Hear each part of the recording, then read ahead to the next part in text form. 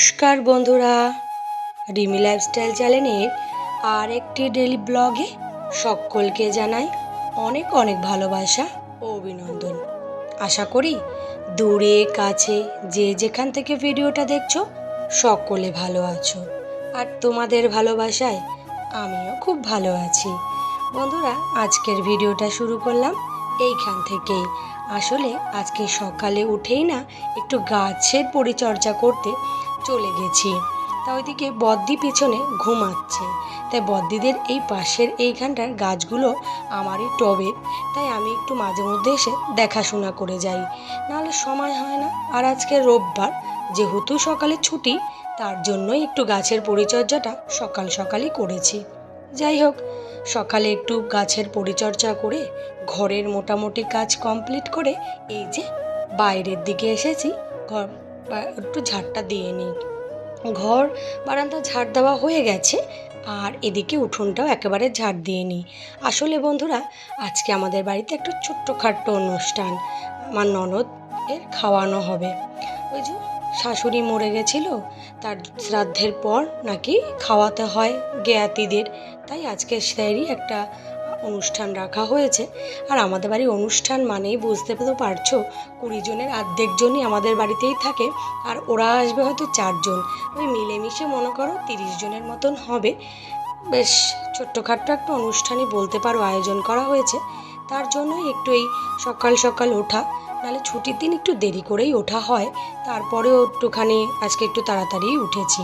উঠেই উঠোন বাড়িটা ঝাড় দিয়ে নিয়েছি, আর ওদিকে আমার জায়েরা কাজে লেগে পড়েছে। আর ওদিকে রান্না আজকে হবে কাঠে। আসলে অনেকটা রান্না তো, কে গ্যাস দেবে, তাই ভাবছি কাঠ যখন পড়ে আছে আর সুন্দর দুটো উনুন রয়েছে, তাই হচ্ছে গিয়ে কাঠেই করে নিই। তাই কিছু কাঠ আমি আগেই দিয়ে এসেছি, ওরা বসিয়ে দিয়েছে, আর এইদিকে আমি কিছু কাঠ আবার কেটে নিয়ে যাচ্ছি। এগুলো আগেই কেটেছিলাম, তখন মোবাইল কে ধরবে সেই চিন্তায় আর তেমনভাবে ধরা হয়নি। তাই জন্য পরে আমি আবার স্ট্যান্ড এনে মোবাইলটা ধরে তোমাদের সাথে একটু ভিডিও করে দিলাম। আর এগুলো একটু কেটে কেটে ছোট করে করে রেখে যাচ্ছিলাম, যে পারি নাকি। ওরে বাবা, আমার দ্বারা হচ্ছেই না, এইগুলো আমার দ্বারা হবে না, কারণ এই সমস্ত বড় বড় জিনিসগুলো কুড়োলে কাটলে বেশ ভালো হয়। তাই বললাম থাক করে বাবারে, আমি এগুলো করব না। আমার দ্বারা যা সম্ভব আমি কিন্তু করে যাই, তাতে কিন্তু কোনো রকমভাবেই মানে আমি ত্রুটি রাখি না। যাই হোক, এই যে কাঠগুলো কেটে নিচের দিকে চললাম। এই যে দেখতেই পাচ্ছ, এক উনুনে রান্না বসিয়ে দিয়েছে মেজদি, আর এটা হচ্ছে আমার উনুন। আর ওই পাশে যে উনুনটা ঢাকা দেখলে, ওটা মেজো যায়। ও বেশি একটা রান্না করে না দেখে ওর উনুনটা একটু ভেঙে গেছে। আর আমি কিন্তু উনুনে মাঝে মধ্যেই করি। এই যে দেখতেই পাচ্ছ, কাঠের উনুনে এই যে কাঠগুলো কেটে নিয়ে এগুলো আগে নিয়ে এসেছি, পরে আবার ওই দিক থেকে ওই যে কাঠগুলো রেখেছি ওগুলো একটু পাশে রেখেছি, কারণ ওগুলো মাংসের জন্য লাগবে, কিন্তু মাংসে জালটা যেহেতু ভালো দিতে হবে তার জন্য। আর এখন একটু ডাল বসিয়েছি, তাই মোটামুটি যে কাঠ এনেছি সেগুলো দিয়েই করছি। জানো তো বন্ধুরা, আজকের যে অনুষ্ঠানটা হচ্ছে কিছুটা মিলন ঘটানোর অনুষ্ঠান। আমার ননদের সাথে আমার বড় জায়ের প্রায় বিগত 8 বছর একটা বিষয় নিয়ে খুব ঝামেলায় ছিল। তারা দুজনের সাথে একটা সময় খুব বন্ধুত্ব ছিল, খুব ভালোবাসা ছিল, একে অপরের সঙ্গে মানে মিলেমিশে থাকতো। কিন্তু একটা খুব খারাপ বিষয় নিয়ে দুজনের মধ্যে একটু ঝামেলা হয়ে যায়, কিন্তু আজ সেই ঝামেলার অবসান ঘটেছে। এটাও আমাদের খুব ভালো লেগেছে। আর এই যে আমি এদিকে চালটা ধুতে চলে গেছি। চালটা একটু ধুয়ে যদি ভিজিয়ে রাখা যায় তাহলে ভাতটা না খুব ভালো হয়, তার জন্য আমি এই যে চালটাকে ধুয়ে নিচ্ছি।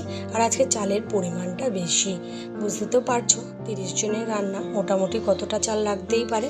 আর আগে না বন্ধুরা, এই বড় পরিবারের হিসাবটা আমার মোটামুটি ছিল, কিন্তু এখন আর নেই। এখন যেহেতু রান্নাটা সবাই আলাদা আলাদা করে, তার কারণে এখন হিসাবটা একটু কম। তাই যাই হোকটা হিসাব নিয়েই ভাতটা বসিয়ে দিয়েছি। আর এই দিকে দেখো, এই যে আমার ননদ আর ওই যে আমার বড় জা, দেখো দুজনে আজকে বেশ মিলে কথা বলছে। এটা আমাদের খুব ভালো লেগেছে। আমাদের আসলে কেউ কি রাগারাগি করে আমরা থাকতে পারি না, আমরা খুব মিলেমিশে থাকি। আলাদা হয়তো খেতে পারি, রান্নাটা হয়তো আলাদা হয়, আর বাকি সব কিছুই আমাদের একই সঙ্গে, তাই আমরা সকলে কিন্তু একটু মিলেমিশেই থাকি। আর এই যে এদিকে মেজো যা আলু ভেজে বসিয়ে রেখে গেছিলো, আমি এসে নাড়া দিলাম।